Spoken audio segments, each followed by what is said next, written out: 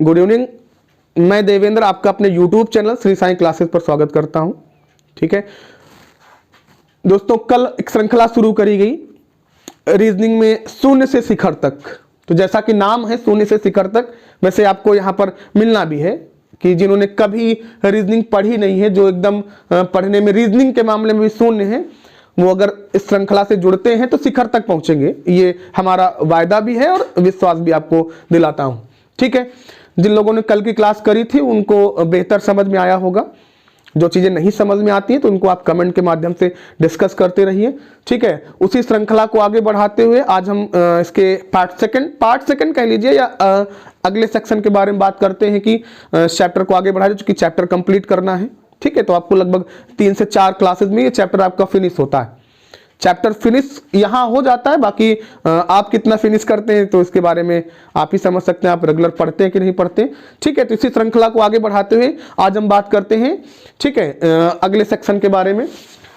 जो लोग कल की क्लास में मौजूद थे उनको अच्छे से पता होगा कि चैप्टर में क्या क्या आपको पढ़ना है। जो लोग कल की क्लास में नहीं थे वो 2 मिनट में समझ लें कि हमें इसके क्वेश्चन को सॉल्व करने के लिए करना क्या है, अन्यथा जो कल की क्लास में थे वो तो क्वेश्चन सॉल्व कर ले जाएंगे, जो नहीं थे उनके लिए थोड़ा सा मुश्किल होगा। तो जो लोग कल मौजूद थे क्लास में वो इस क्वेश्चन को सॉल्व करें। ठीक है, आंसर आपके सामने विकल्प के रूप में लिखे हैं। जो लोग नहीं थे वो 2 मिनट हमारे साथ जुड़े तो उनको बता दिया जाए कि इसके क्वेश्चन को सॉल्व कैसे करना है। ठीक है, कल हमने एक डिस्कस किया था कि रिलेशन चैप्टर को क्वेश्चन को सॉल्व करने के लिए जो सबसे जरूरी चीज है वो है डायग्राम बनाना।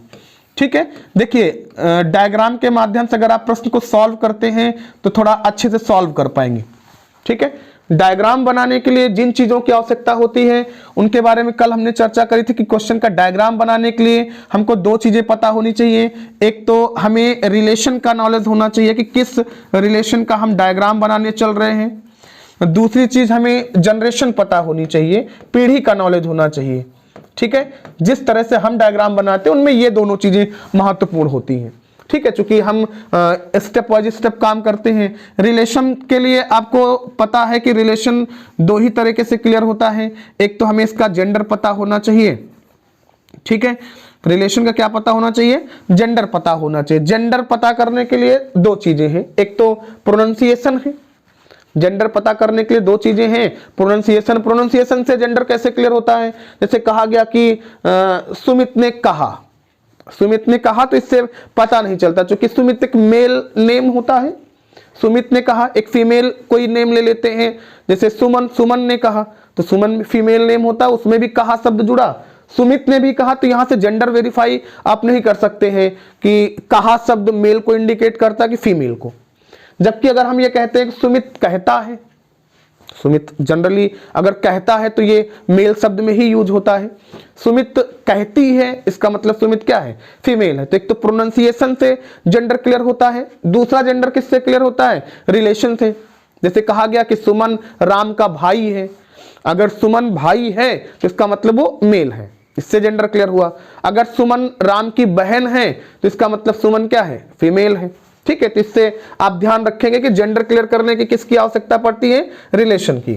ठीक है, तो रिलेशन, जनरेशन, ये 2 चीजें पता है, डायग्राम बना पाएंगे। रिलेशन कंफर्म करने के लिए क्या पता होना चाहिए? जेंडर पता होना चाहिए। ठीक है, तो ध्यान रखेंगे। फिर कल एक आगे हमने बात बताई थी कि जेंडर क्या है, 2 ही तरीके से हम क्लियर कर पाते हैं। 2 ही तरह के जेंडर होते हैं कुल मिला के, एक मेल जेंडर के लोग आपके रिलेशन में होते हैं और दूसरे फीमेल जेंडर के लोग आपके रिलेशन में होते हैं। हमने कल बताया था कि मेल के लिए हम यहां पर स्क्वायर बनाएंगे और फीमेल के लिए क्या बनाएंगे? ट्रायंगल बनाएंगे। तो हमें ये मेल फीमेल यानी जेंडर का नॉलेज हुआ। रिलेशन पता चलता है तो वो रिलेशन में किस जनरेशन का रिलेशन है इसकी जानकारी होनी चाहिए। जैसे पिता का रिलेशन है तो ऊपर की जनरेशन में होता है। ठीक है, और माता का रिलेशन है तो ये नीचे की ऊपर की जनरेशन में होता है। भाई का रिलेशन है तो समान के आपकी ही पीढ़ी के होते हैं, आपकी बराबरी में होते हैं, बराबर की पीढ़ी के लोग होते हैं। बेटे का रिलेशन है तो नीचे की पीढ़ी के होते हैं। ठीक है, इसलिए आपको ध्यान रखना है कि कौन सा रिलेशन किस जनरेशन का है। अब हमें रिलेशन पता चला, जनरेशन पता चला, जेंडर पता चला, तो फिर हम एग्जैक्टली प्रश्न का उत्तर अब दे सकते हैं। कैसे दे सकते हैं? इसके लिए चलते हैं अपने प्रश्न पर। अब प्रश्न में लिखा है कि ए बी की बहन है, ए बी की बहन है, सी बी की माँ है, डी सी का पिता है, तो ई डी की माँ है, तो बताइए कि ए का डी से क्या रिश्ता है। कल एक रिस्ट्रिक्शन आपको दिया गया कि आप कतई क्वेश्चन पूरा पढ़ने की कोशिश नहीं करेंगे। दूसरी बात हमने कल करी थी कि आप पहले फर्क लगाएं कि यहां पर हमारा क्वेश्चन क्या है, डेटा क्या है। ठीक है, तो इसके बारे में बताया गया था, क्वेश्चन और डेटा के बारे में। ठीक है, कि क्वेश्चन क्या है, डेटा क्या, इस बात की अगर आपको जानकारी रखनी है तो ध्यान से समझने की कोशिश करेंगे। ठीक है, हमसे जो बात पूछी गई है वही हमारा क्वेश्चन है, यहां से लेकर के और यहां तक की बात ही हमारा क्या है, क्वेश्चन है। बाकी यहां से लेकर के यहां तक का मटेरियल ये क्या है, ये आपका डेटा है। तो डेटा और क्वेश्चन में फर्क लगाएंगे, इससे बड़ा फायदा आपको होने वाला है। ठीक है, आगे ध्यान से अगर पढ़ते रहेंगे कि तो भी आपको थोड़ा बड़े क्वेश्चन भी मिलेंगे। ठीक है, वहां इन सब चीजों का फायदा मिलता है। अगर डेटा पढ़ने की आपको आदत पड़ गई तो फिर जनरली टाइम आप ज्यादा दे जाएंगे किसी भी क्वेश्चन को सॉल्व करने में। ठीक, इसलिए ध्यान रखना कि सबसे पहले हमको क्या करना, अपने क्वेश्चन को टारगेट करना है। देखिए, कभी भी आप पढ़ाई करो तो ये मान के पढ़ाई करो कि हम एग्जाम के लिए पढ़ रहे हैं। अगर एग्जाम के लिए पढ़ रहे हैं तो एग्जाम में हमारा एक ही मकसद होता है, किसी प्रश्न का उत्तर हम आराम से दे जाएं, कम समय में दे जाएं। अब उसके लिए क्या है कि जब टारगेट आपके पास होता है, वैसे भी कहीं अगर चल दिया, निरुद्देश्य यात्रा लेके चल दिया जिसका उद्देश्य ही नहीं है, तो आप कितने समय में अपने मुकाम पर पहुंचेंगे वो तय नहीं होता है।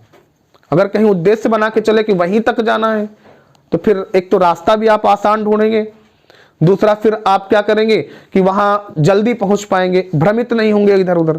ठीक है, चलिए, ए का डी से क्या रिश्ता है। अगर हम ढंग से देखें तो ए यहां है और डी यहां है, ए यहां डी यहां, तो हम केवल इतना कनेक्ट करने की कोशिश करेंगे। आप देखिएगा कि हो सकता है आपको पूरा क्वेश्चन पढ़ना भी ना पड़े, पूरा डेटा पढ़ना भी ना पड़े। चले, ए बी की बहन है, किसकी बहन है, बी की, तो बी की बहन है, बी की बहन कौन है, ए है, तो बी की पीढ़ी में एक महिला है और ये बी की क्या है, बहन है।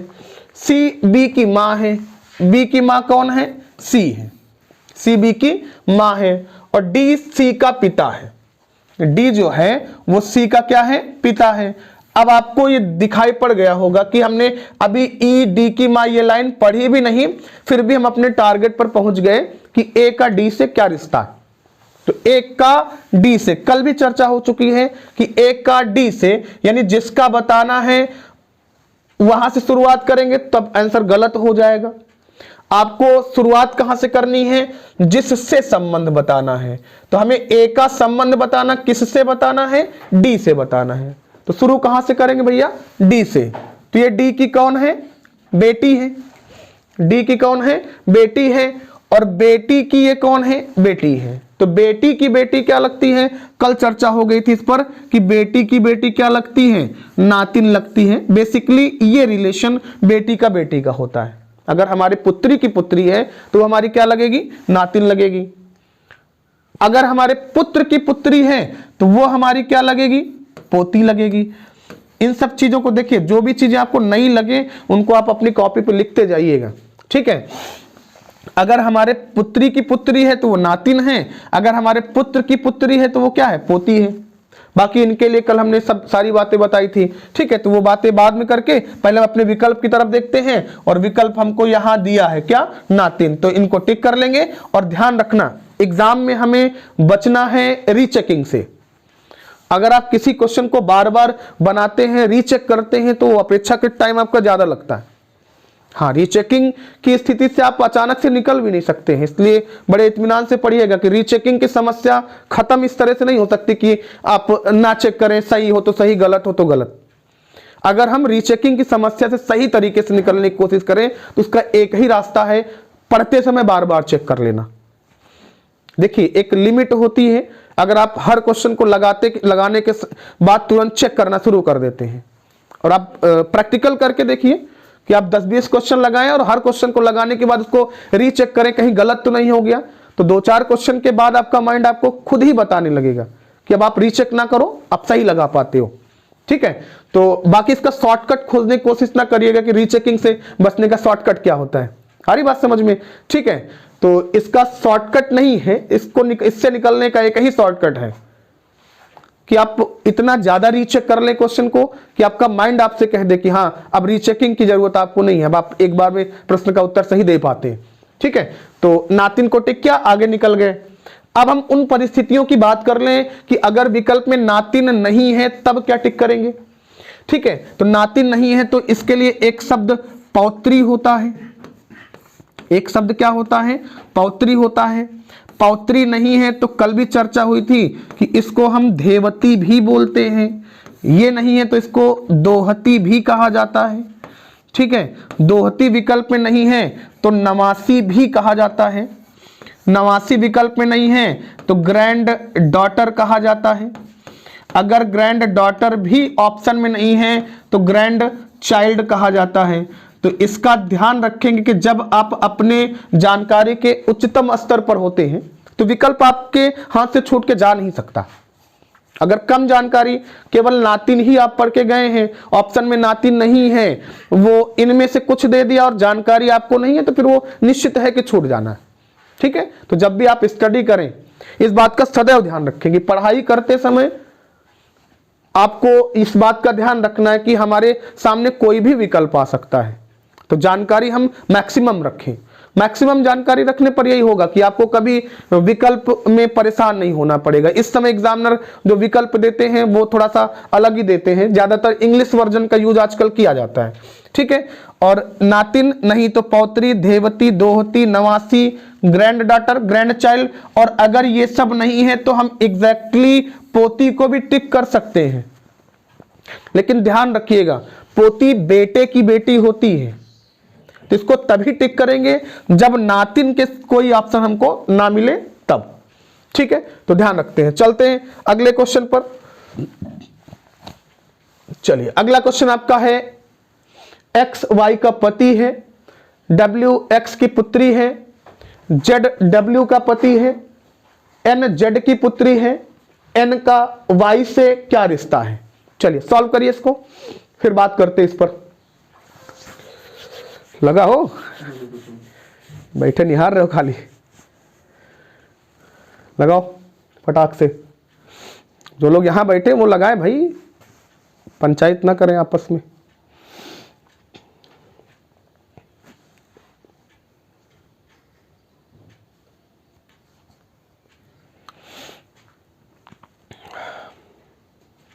सूरज का क्या माहौल भाई, आ रहा है? नहीं, तुम मोबाइल चलाओ बेटा खाली। दोस्त अमन, आपके क्या हाल है? सब बेकार। बेकार है? पढ़ लो बेटा, नहीं बेकारे रही हैं, ब्याह ना भाना तो फिर समस्या। चलिए देखते हैं हमारा क्वेश्चन यहां क्या है, फिर ध्यान रखिएगा। क्वेश्चन पढ़ते हैं। क्वेश्चन क्या है कि एन का वाई से क्या रिश्ता है। क्या क्वेश्चन है? एन का वाई से क्या रिश्ता है। ठीक है, अब सर्च करिए एन कहां है। एन यहां है, वाई कहां है? यहां है। एन का कनेक्टिविटी जेड से है, जेड की कनेक्टिविटी डब्ल्यू से है, डब्ल्यू की कनेक्टिविटी एक्स से है, और एक्स की कनेक्टिविटी वाई से है। ठीक है, तो कुल मिला के यहां डायग्राम आपको मेंटेन करना पड़ेगा। चलिए ध्यान से देखिएगा, लिखते हैं एक्स वाई का पति है, वाई का पति है, तो वाई एक व्यक्ति है। व्यक्ति का मतलब ध्यान रखना, व्यक्ति में मेल फीमेल दोनों आते हैं। ठीक है, वाई का पति यानी वाई की पीढ़ी में एक पुरुष है और इसका नाम क्या है? एक्स है।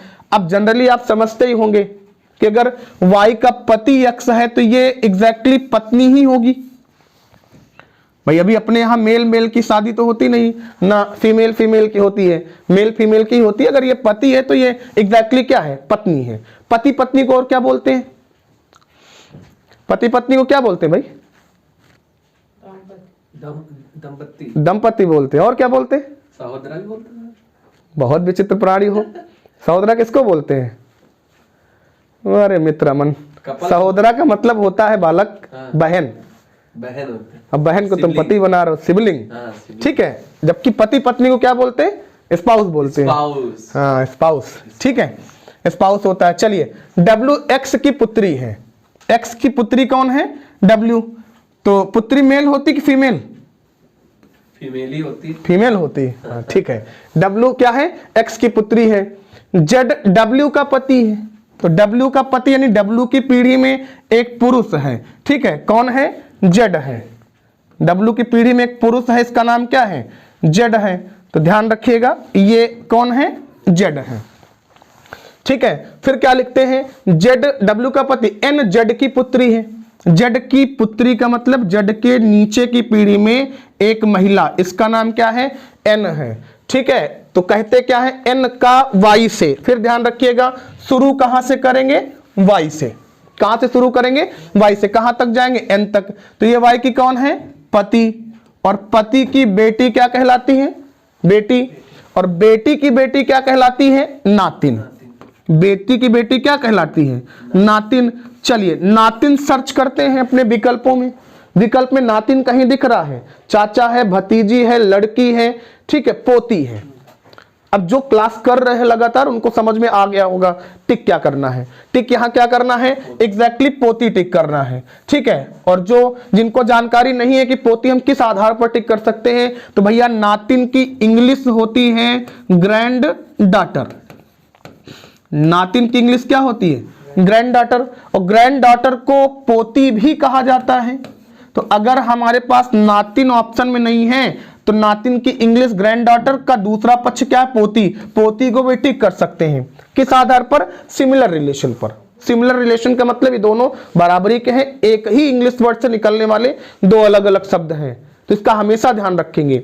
अगर एक ही इंग्लिश वर्ड से निकलने वाले अलग अलग शब्द हैं तो वो सब एक दूसरे की जगह रिप्लेस किए जा सकते हैं, लेकिन इनको तभी करना है जब वो विकल्प हमारे पास ना हो तब, ठीक है।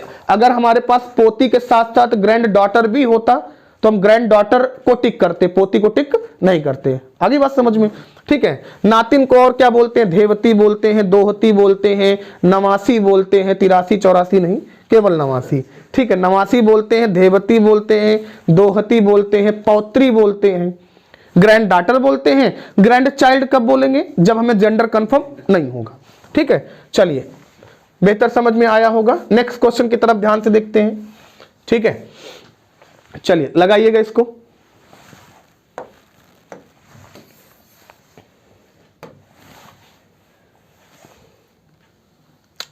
बड़ा कर दिया जाए थोड़ा सा ना। चलिए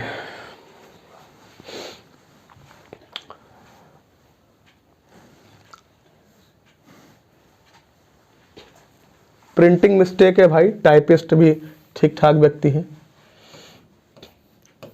इसकी जगह क्या देखेंगे? स्थिति। क्वेश्चन पर ध्यान रखेंगे, टाइपिंग पर ज्यादा दिमाग नहीं लगाएंगे, ठीक है। चलिए कमेंट करके बताते रहिए भाई।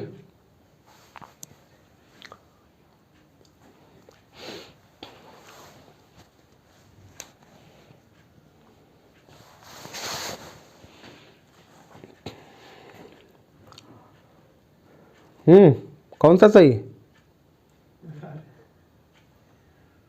ऑनलाइन बेइज्जती करेंगे क्या? चलो लगाओ ना तुम लोग।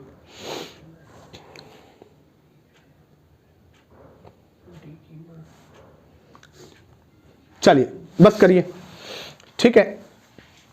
विकल्प आ रहे हैं सबके ठीक ठाक दिख रहे हैं।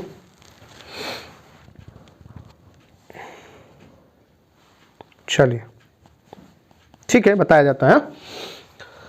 चले कह रहा है कि स्थिति यानी हमको इनमें से चूज करना, हमको किसी विशेष व्यक्ति का रिलेशन नहीं बताना है, हमें इन 4 स्टेटमेंट में से एक स्टेटमेंट के बारे में बताना है कौन सा स्टेटमेंट सही है। तो इसके लिए डायग्राम बना लेते हैं, देखते हैं।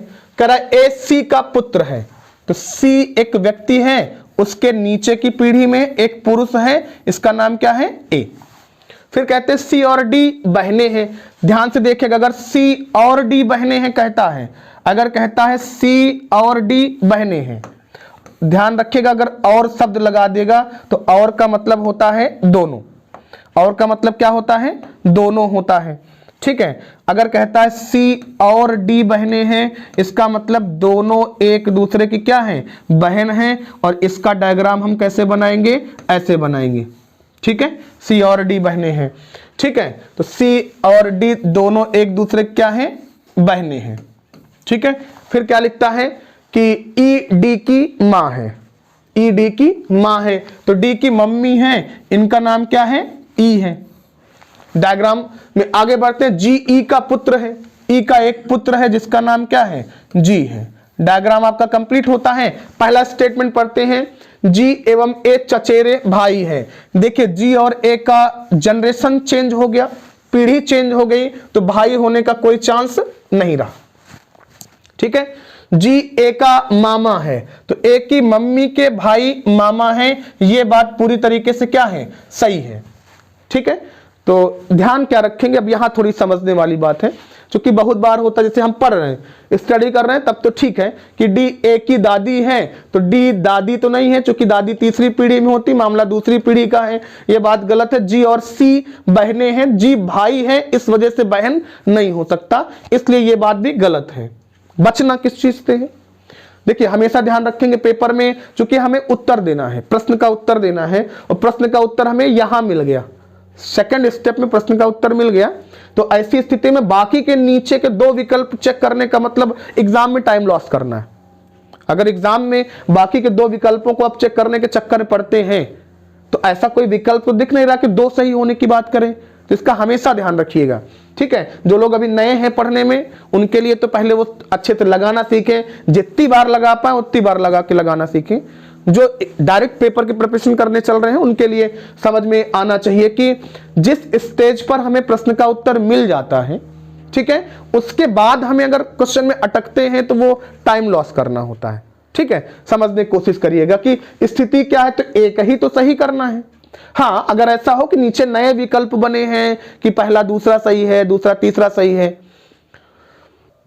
ठीक है, ध्यान रखेंगे। फिर चलिए अगले क्वेश्चन की बात करते हैं। चलिए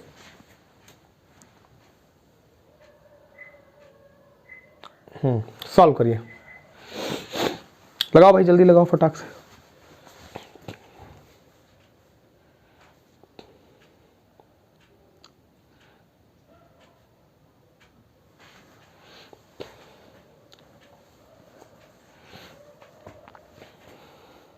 ठीक है, चलो बताते रहो, आंसर बताते रहो भाई, बताते रहो। जिनके गलत आंसर आ रहे हैं वो ऑफलाइन क्लास में मिलेंगे भी, ध्यान रखिएगा। पिटाई तो वैसे ही होती है भाई, जैसे निरंतर चली आ रही थी। हाँ, तो ज़्यादा गलत उत्तर बताने के बाद ये सोचते रहिएगा कि ऑफलाइन क्लास में मिलेंगे भी, तो वहाँ पूछताछ आपसे तगड़ी होनी है। ठीक है, चलिए हाँ, यहाँ पर हम क्वेश्चन टारगेट करते हैं। लिखा है कि पी का चाचा कौन है।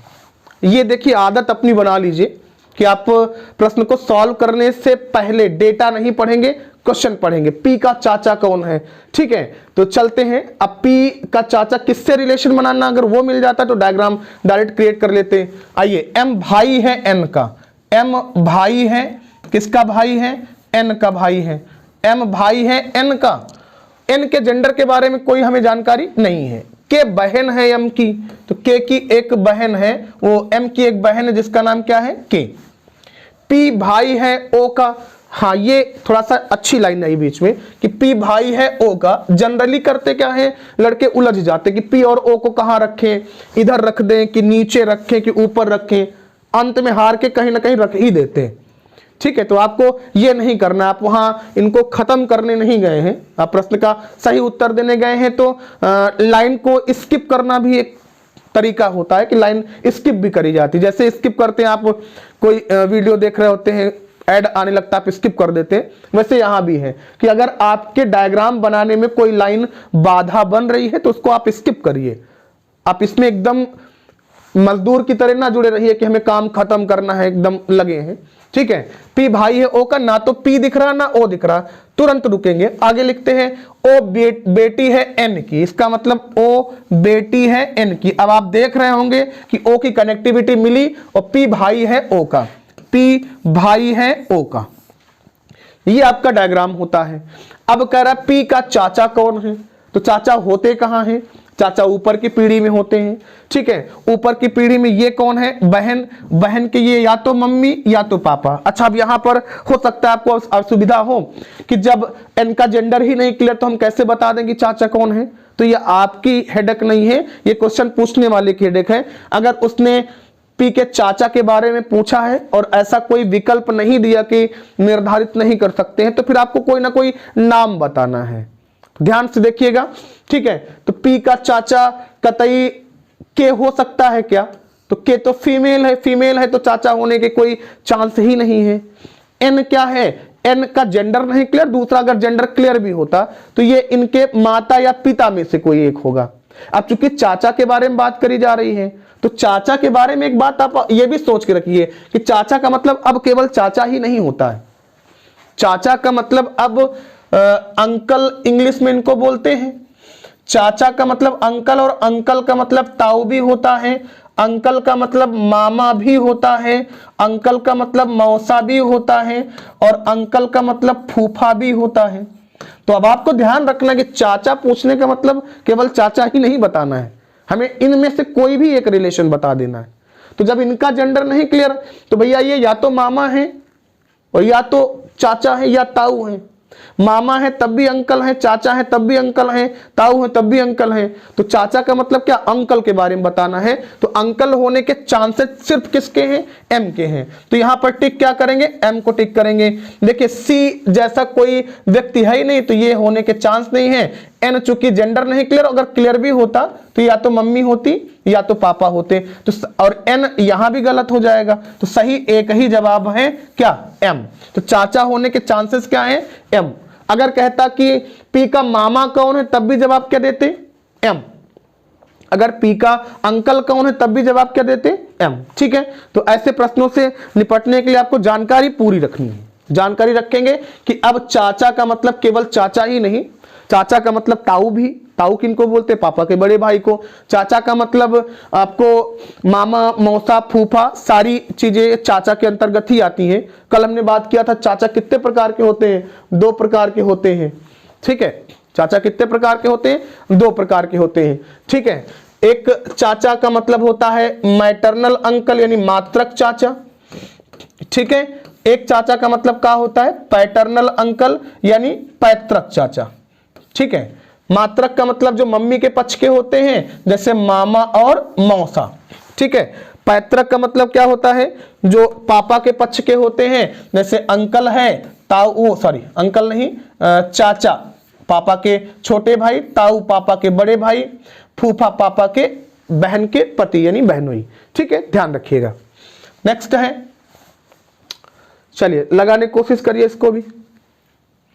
थोड़ा सा बड़ा क्वेश्चन है और आज की प्रतियोगी परीक्षाओं में इसी तरह से बड़े बड़े प्रश्न आते हैं। इनको आप ध्यान में रख के क्वेश्चन को सॉल्व करिए। ठीक है, कि हम बड़े क्वेश्चन में कहीं उलझ के ज्यादा टाइम ना लॉस करें। ठीक है, लगाइए, एक बार प्रयास करिए कैसे इसको सॉल्व करना है। ठीक है, इस निर्देश पर आपको कम से कम 3 क्वेश्चन मिलते हैं। इस निर्देश पर कम से कम 3 क्वेश्चन मिलेंगे, तो उनको अब जरूरी नहीं कि आप पहला क्वेश्चन इसका लगा डालिए। ठीक है, पहला, दूसरा, तीसरा, जो क्वेश्चन तुम्हें पहले तुमसे आसानी से लग जाए। चलिए लगाइए फटाक से। इधर हाँ से, ठीक, चलिए लग गया। देखो क्वेश्चन थोड़ा सा बड़ा है, अगर इसको पढ़ने के चक्कर में पड़ेंगे कि हम पूरा क्वेश्चन पढ़ लें उसके बाद हम प्रश्न का उत्तर दें, तो ये ध्यान रखिएगा कि डेटा अब के जे का भाई है, जे वाई की माँ है, वाई टी की बहन है, टी का विवाह क्यू के साथ हुआ है, एस जे का पिता है, एस को केवल एक पुत्री है, एस का विवाह आर के साथ हुआ है, के डी का भाई है, यू डी का ससुर है। पढ़ तो लिए लेकिन पढ़ने से कोई बेनिफिट आपको मिलना नहीं है, इसलिए ध्यान रखिएगा कि डेटा पढ़ने के चक्कर में कतई नहीं पढ़ेंगे। ठीक है, हम सीधे से क्या करते हैं, अपना क्वेश्चन टारगेट करते हैं।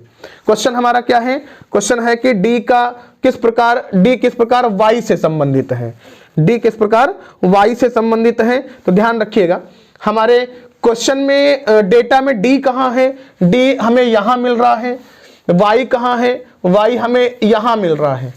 बड़े आराम से समझने की कोशिश करिएगा। ठीक है, अब D यहां है, Y यहां है, Y की कनेक्टिविटी किससे है? J से है, J की कनेक्टिविटी किससे है? K से है, और D की कनेक्टिविटी भी किससे है? K से।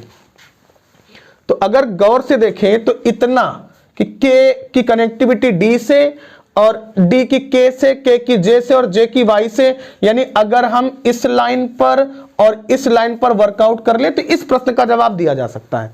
ठीक है, इसका ध्यान देखेंगे। ठीक है, कि अगर इन दोनों पर हम वर्कआउट कर ले तो प्रश्न का उत्तर दिया जा सकता है, यानी इन चारों लाइन पर अगर हम काम ना भी करें तब भी हो सकता है प्रश्न का उत्तर दे ले जाए, नहीं दे पाएंगे तो आगे देखा जाता है। चलिए लिखते हैं के जे का भाई है, के भाई है, किसका भाई है? जे का भाई है, के जे का भाई है। जे वाई की माँ है, तो जे माँ है किसकी?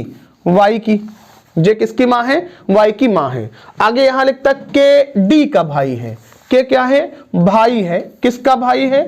डी का भाई है, के डी का भाई है। और अभी हमसे क्या कह रहा है? डी किस प्रकार वाई से संबंधित है। अब खुद आप देखिए कि अभी आपने इस प्रश्न के इस डेटा में इतने पर कोई वर्कआउट नहीं किया और डी का रिलेशन वाई से एग्जैक्टली क्लियर हो रहा है कि वाई की ये कौन है? माँ है, और माँ की ये कौन है? भाई है। भाई का मतलब क्या है? माँ के भाई हैं, तो माँ के भाई को एग्जैक्टली क्या कहा जाता है? मामा कहते हैं। तो एक विकल्प तो ये आपका एकदम गया कि निर्धारित नहीं किया जा सकता, आपने डिसाइड कर दिया है कि डी वाई का मामा है। ठीक है, माता होने का कोई चांस नहीं है, पिता होने का कोई चांस नहीं है, और 20 बार हम बता चुके हैं कि मामा को इंग्लिश में अंकल भी कहते हैं। तो आपके इस प्रश्न का उत्तर क्या रहा? अंकल। ठीक है, पहली चीज आपको प्रश्न का उत्तर मिल गया। दूसरी चीज आपने क्या देखा कि आपको कतई पूरे डेटा पर वर्कआउट करना नहीं पड़ा। ठीक है, तो ये अपने आप में एक बड़ी चीज होती कि आपने पूरा डेटा भी नहीं देखा और आपने प्रश्न का उत्तर दे लिया। ठीक है, तो इसको ध्यान से समझते रहिएगा। ठीक है, अगले क्वेश्चन की बात करते हैं, और ये भी ध्यान रखिएगा अगला क्वेश्चन सॉल्व करेंगे तो इतना डेटा हम अपने पास सुरक्षित रखेंगे, इतना डेटा हम अपने पास सुरक्षित रखेंगे। ठीक है, अगले क्वेश्चन की जब बात करते हैं तो यहां लिखा है कि यदि y का विवाह p के साथ हुआ है, ये डेटा उतना वही है। क्वेश्चन है कि यदि y का विवाह p के साथ हुआ है तो यश किस प्रकार p से संबंधित है। तो y का विवाह p के साथ हुआ तो यश किस प्रकार p से संबंधित है। पिछले क्वेश्चन पे आए कि y का विवाह p के साथ हुआ है, तो y का विवाह p के साथ हुआ है तो यश p से किस प्रकार संबंधित है। तो आप यश को देखिए, यश कौन है? j का पिता है। यश कौन है? j के पिता है। अब y कहता क्या है कि y किस प्रकार, s किस प्रकार p से संबंधित है, s किस प्रकार p से संबंधित है। तो इनका इनसे रिलेशन, अगर ये पुरुष है तो अब इनका जेंडर एक बार चेक कर लेते हैं। लिखा क्या है कि y t की बहन है, y बहन है किसकी? t की। तो एग्जैक्टली ये कौन होंगे? t के बहनोई होंगे। तो s का p से क्या संबंध है? तो p की ये कौन है? पत्नी। पत्नी की मां क्या होती है? सास होती है, और सास के पिता क्या होते हैं? ये फादर इन लॉ होते हैं, लेकिन ग्रेट फादर इन लॉ होते हैं। तो यहां पर क्या है? निर्धारित नहीं किया जा सकता, विकल्प हम नहीं देंगे। बहन नहीं होगा, जीजा या साला नहीं होगा, साली या भाभी नहीं भी होगा। यहां पर हम क्या टिक करेंगे? इनमें से कोई नहीं, क्योंकि रिलेशन किसका है? रिलेशन है सास की पिता का। तो सास के पिता कौन होते हैं? नाना ससुर होते हैं, या इनको हम इंग्लिश में कहते हैं ग्रैंड फादर इन लॉ। क्या बोलते हैं? Grand father in law. ठीक है, ध्यान रखिएगा इस बात का। नेक्स्ट लास्ट क्वेश्चन पे चलते हैं। ठीक है, चलिए सॉल्व करिएगा।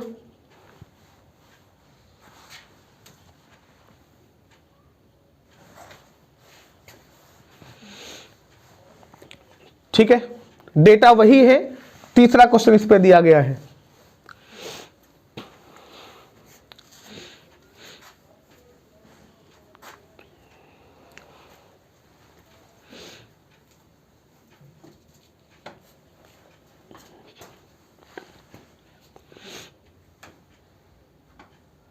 चलिए बताइएगा भाई।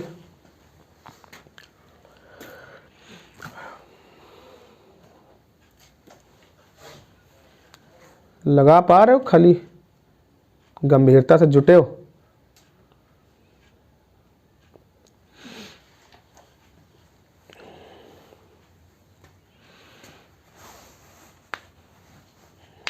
चलिए ठीक है, यहां क्वेश्चन हमारा क्या है कि यदि देखिए जब ऐसा कोई वर्ड आता है, ठीक है, ध्यान रखेंगे, जब ऐसा कोई वर्ड आता है तो ये डेटा पर्टिकुलर इसी क्वेश्चन के लिए दिया है।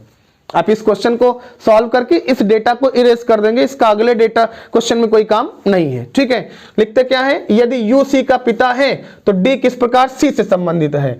ठीक है, यू सी का पिता है तो डी किस प्रकार सी से संबंधित है। तो यू सी का पिता है, सी कहीं क्वेश्चन में दिया है। ठीक है, यू सी का पिता, यू डी का ससुर है, यू डी का ससुर है, इसका मतलब डी के पत्नी का कौन है, पिता है। यू क्या है, डी का ससुर, डी के पत्नी का पिता है। ठीक है, और के डी का भाई है, के डी का भाई हो गया। एस को केवल एक पुत्री है, एक पुत्री भी हो गई एस को। ठीक है, टी का विवाह क्यू के साथ हुआ है, टी की मैरिज क्यू के साथ है, तो क्यू से यहां कोई लेना देना नहीं है। कह रहा है कि यदि यू सी का पिता है तो सी एग्जैक्टली यहां है, सी एग्जैक्टली यहां है। तो कह क्या रहा है हमसे, कह रहा है कि बताइए बताइए डी किस प्रकार सी से संबंधित है, डी किस प्रकार सी से संबंधित है। तो डी किस प्रकार सी से संबंधित है, तो डी सी का कौन है, पति है, डी सी का कौन है, पति है। ठीक है, तो डी सी का पति है, तो विकल्प में आपके पति यहां लिखा भी है। ठीक है, आराम से इसको टिक कर देंगे। अगर पति विकल्प में ना लिखा होता तो पति को और क्या बोलते हैं, तो पति को हम इंग्लिश में हस्बैंड भी बोलते हैं, जो कि आपको हिंदी वाले सेक्शन में ऐसे भी हस्बैंड लिख देते हैं या इनका इंग्लिश भी लिख देते हैं। दूसरी चीज आपको हमने कल क्या बताई कि पति को स्पाउस भी कहा जा सकता है। जनरली स्पाउस का मतलब होता है पति पत्नी का जोड़ा, लेकिन पति अपने पत्नी को स्पाउस बोल सकता है और पत्नी अपने पति को स्पाउस बोल सकती है। ठीक है, तो ये इस प्रश्न का उत्तर रहा। इसी के साथ साथ कल हम आपसे बात करेंगे इसका जो नेक्स्ट टाइप होता है जिसमें इशारा करने वाले क्वेश्चन होते हैं। ठीक है, तो आज उनको बेहतर तरीके से पढ़िएगा। देखिए, जब पढ़े रहेंगे तो आपको पता चलता रहेगा कि समझना क्या है। चीजें जब नई नई होती हैं तो अब आप अचानक से हमारे सामने बैठ के पढ़ रहे हैं, आपको जानकारी ही नहीं है। ठीक है, तो आपको यही नहीं पता चलेगा कि समझना क्या है। तो जब कोई भी चीज हमें पढ़ानी हो, जो भी चीज हमको नेक्स्ट डे पढ़ानी होगी, हम आपको एक दिन पहले बताएंगे। ठीक है, तो आप उसको समझ के रखिए। ठीक है, एक बार आप समझे रहेंगे तो ये भी कम से कम पता चले कि समझना क्या है। नहीं तो बहुत लोग तो ऐसे भी क्लास में आते हैं, बैठे चले जाते हैं, उनको पता नहीं चलता कि आज हमको समझना क्या था। ठीक है, तो आप बेहतर तरीके से इशारा करने वाले क्वेश्चन पढ़ के रखिएगा। कल उस पर हम बातचीत करेंगे। ठीक है, चलिए, नमस्कार।